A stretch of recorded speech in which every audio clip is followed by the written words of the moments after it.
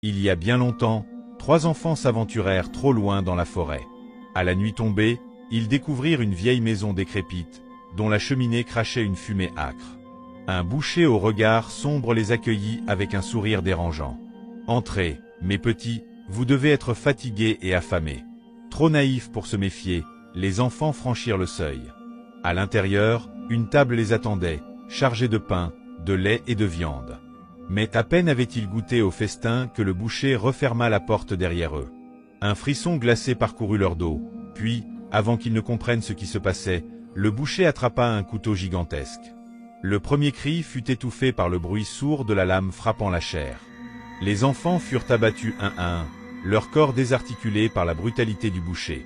Riant doucement, il transporta leurs restes dans une arrière-salle, les découpant en morceaux qu'il plaça soigneusement dans un immense saloir.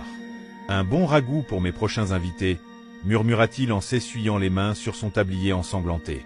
7 années s'écoulèrent, et le crime semblait oublié. Mais un jour, un voyageur étrange, vêtu d'une cape sombre et portant une crosse dorée, arriva au village. Sa voix était grave, son regard perçant. Les habitants reconnurent Saint Nicolas lorsqu'il demanda « Menez-moi à la maison dans les bois ». Personne n'osa l'accompagner. Nicolas partit seul, traversant la forêt jusqu'à la maison, où l'odeur persistante de chair pourrie l'accueillit. Le boucher, désormais vieilli et hanté, l'attendait, terrifié. « Je sais ce que tu as fait », déclara Saint Nicolas. Nicolas se dirigea vers le saloir, souleva le couvercle et murmura une prière. La pièce s'emplit alors d'un bruit atroce, des os craquaient, des chairs se recousaient. Sous les yeux horrifiés du boucher, 3 silhouettes émergèrent lentement du saloir. Les enfants étaient de retour, mais ils n'étaient plus les mêmes. Leur peau était pâle comme de la cire, et leurs yeux, vides, brillaient d'un éclat surnaturel. Saint Nicolas se tourna vers le boucher. « Pour tes crimes, tu es condamné.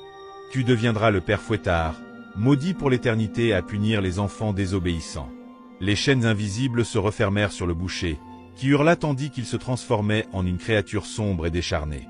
Quant aux enfants, bien qu'ils fussent ramenés au village, leur comportement troublait ceux qui les voyaient.